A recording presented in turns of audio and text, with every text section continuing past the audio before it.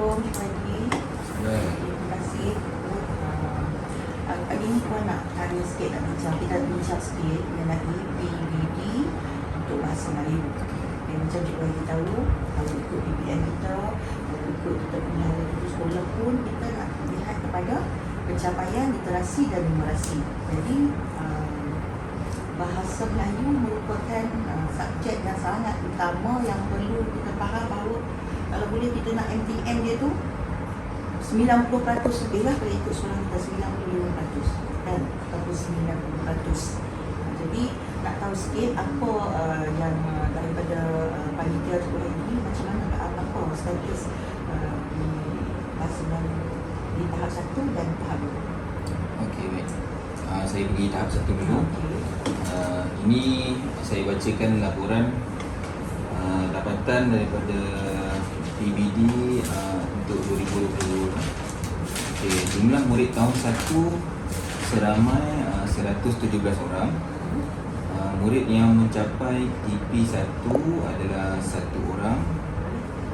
Murid yang mencapai TP2 adalah seramai 7 orang. Murid yang mencapai TP3 adalah 28 orang. Murid yang mencapai TP4 39 orang. TP5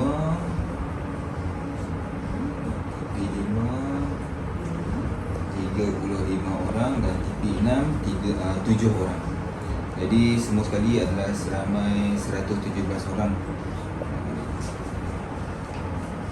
Okey, untuk murid tahun 1 ni yang kita dapat kesan masalah yang mendapat TP1 ni sebabnya tidak mahir penguasaan membaca dan menulis. Yang lain-lain tu macam TP2 tu dapat 7 orang.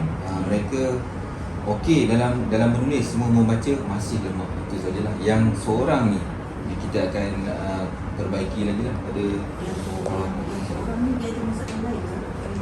yang itu belum dikenal pasti. Nanti kita ada intervensi yang seterusnya untuk buat penilaian. Okay, untuk tahun 2 kita ada 92 orang murid. TP1 tak ada. TP2 3 orang. TP3 ada 17 orang. TP4 kita ada 29 orang. TP5 ada 35 orang. Dan TP6 ada 8 orang. Yang masalah sama juga dengan pada TP2 ni. Untuk TP3 ni yang kita 17 orang ni tak ada masalah. Mereka yang lambat ni kita boleh improve lagi. Tapi 3 orang TP2 ni maksudnya bukanlah number yang besar lah kan? Bukan. Dia boleh buat murid ni bukan dalam kategori yang serius lah. Betul. Okay, untuk tahun 3 kita ada 96 orang murid.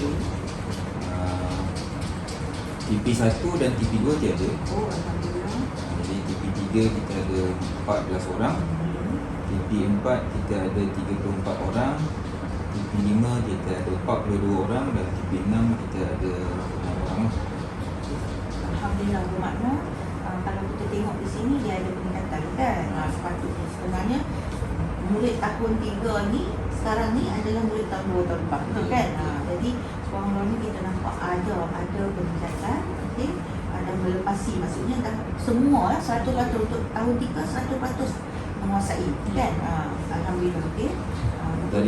Daripada 96 orang murid tahun 3 tadi, 2 orang murid ni tidak dinilai sebab masalah ketidakadilan. Okey, tahap 2 ni ada isu sikit lah puan. Tapi itu dapat diselesaikan dengan kerjasama panitia pemilihan.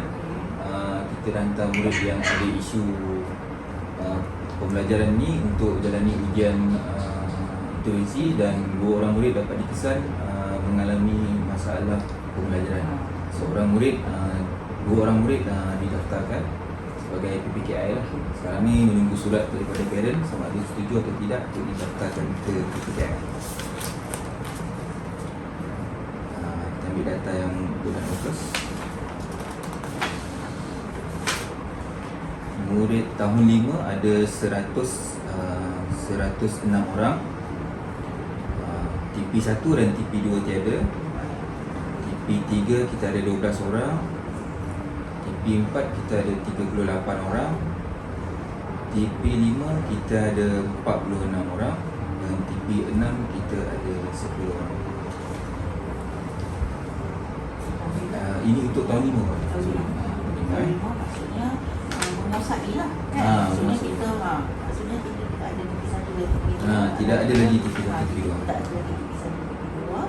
Okey, untuk Tahun 4 kita ada 104 orang murid. Okey.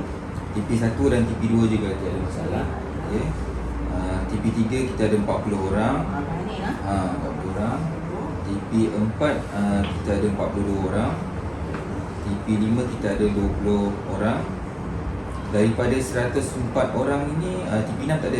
Daripada 104 orang ni kita ada 2 orang murid yang tidak dinilai lah. Pun masalah yang sama. Itu maksud di sini, TP4 ni dia maksudnya berada di tahap menguasai. Ya. Tapi kita maksudnya kita kena push lagi, kita kena buat lagi supaya maksudnya intervensi ni bukanlah kata intervensi, maksudnya Yang ni kan, yang tahun 4 ni, TP4, TP3 ni kita akan masukkan dalam senarai program-program panitia pada tahun ni.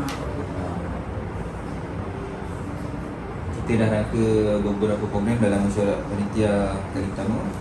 Jadi kita akan masukkan senarai murid ni, termasuk juga dengan bengkel dari pemulihan. okey. Kita akan kerjasama dengan pemulihan. Dari segi apa nak tanya ni untuk tahun 4 ni, sebab kalau kita tengok macam tak ada masalah menguasai. Ya. Sebab TP1 tak ada, TP2 tak ada kan. Ya. Dia menguasai TP3, TP4, TP5. Kalau dalam konteks PBD, panitia bercadang nak buat macam mana ni untuk ni? Adakah ada maksudnya mungkin ada bentuk-bentuk penilaian yang mungkin boleh bantu supaya kita kata mungkin kita boleh nampak ada peningkatan. Sebab bimbang juga TP3 ni. Kan, ramai. Ini masalah ni pun dia bukan membaca ke mendengar tutur, bukan masalah tu, masalah pada menulis. Jadi nanti panitia kita dah rangka program untuk buat bengkel penulisan. Masalahnya hanya pada menjawab soalan secara bertulis saja. Bila buat latihan, murid lemah. Bila cikgu bagi soalan macam untuk sesi soal jawab lisan, murid boleh bagi pandangan, boleh membaca, tak ada masalah pun. Cuma bila nak menjawab soalan dan secara bertulis tu, itu yang jadi isu.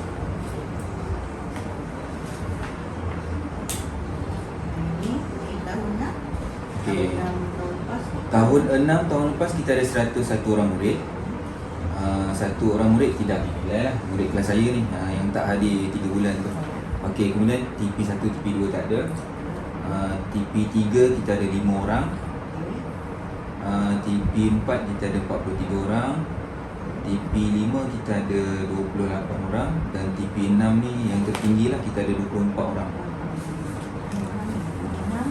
Maksudnya kalau kau tengok dari segi ni, dia memang nampak ada tingkatan kalau kita banding ikut tahun lah, tahap 2. Tahap 1 tak apa lagi, kita katakan tahap 2. Cuma untuk tahun ini tahun 4 tahun lepas, betul? Tahun 4 tahun 5. Yang tahun 4 tahun ni, tahun-tahun lepas akan naik ke tahun sesi 23 kan? 23 tahun 5. Bermakna kena buat banyak di tahun 5 ni, kan? Untuk persediaan ke tahun, ke tahun 6. Tahun 5 pun okey ni, sebab TP3 dia 12. 12 orang saja TP3, kan? Dia pun ada TP6, yang ada ramai di TP5. Bermaksud kena buat sesuatu untuk tingkatkan TP6. Betul? Yang ini tahun 6. Yang ini kita masukkan dalam bersama dengan inilah TP3, TP4 ni yang kita akan select murid untuk kita masukkan dalam program pemulihan, program panitia bahasa Melayu, bengkel-bengkel yang kita akan jalankan macam teknik jawab soalan semua. Setakat ni Cikgu Heidi buat dah urus dah PBD. Maksud puan dah bagi ke Taklimat PBD kita dah bagi. Kena bagi apa? Kita kata standard yang sama antara kelas, waktu menanda penulisan dan sebagainya, dah buat ke tu? Kan? Untuk tahun 2022 kita dah buat lah. Dalam mesyuarat panitia yang baru ni pun saya ada maklumkan yang cikgu-cikgu semua, ahli panitia bahasa Melayu semua kena muat turun borang transit. Okey. Kemudian menanda dan mencatat pelaporan PBD dalam borang yang sama. Kita gunakan format yang sama. Pada mana dengan dewasa? Okey, Yuasa kita Nampak pencapaian bahasa Melayu. okey, yang setakat yang saya dapatlah daripada pertamanya kelas saya ada 3, tahun 6 ada 4 orang murid mendapat markah di bawah 20. Yang 4 orang murid ni satu yang telah disahkan akan ke ni NK. Yang lain-lain tu murid yang datang dari sekolah lain tuan. Pihak baru masuk. Jadi penangkaran tu membuat penangkaran tu tahun sesi baru ni pun dah buat Ya, penangkaran kita. PDD. Ya. Okey, cikgu semua jelas Ya. dan bagaimana penangkaran PDD buat gunaan kira kalau kita nampak di sini kita nampak masalahnya pada penulisan. Ya, betul. Jadi PBD ni kita kena fokus kepada macam penulisan lah. Ya. Penilaian tu lebih kepada penulis. Ya. Kan lepas ni penilaian PBD ni kita lebih kepada penulis dengan tujuan bantu murid-murid ni kita kata supaya dia dapat meningkatkan pencapaian IP dia. Ya. Betul. Okey. Kalau bercerita murid buat persembahan di hadapan tak ada masalah. Okey. Bila menjawab soalan sama ada di bawah putih ataupun dalam buku latihan, itu yang akan jadi. So, jadi kita buat program untuk yang itu, untuk meningkatkan yang itu. Maksudnya itu saja. Ready. Terima kasih banyak. Puan rasa panitia bahasa Melayu advance dah ni. Kan? InsyaAllah.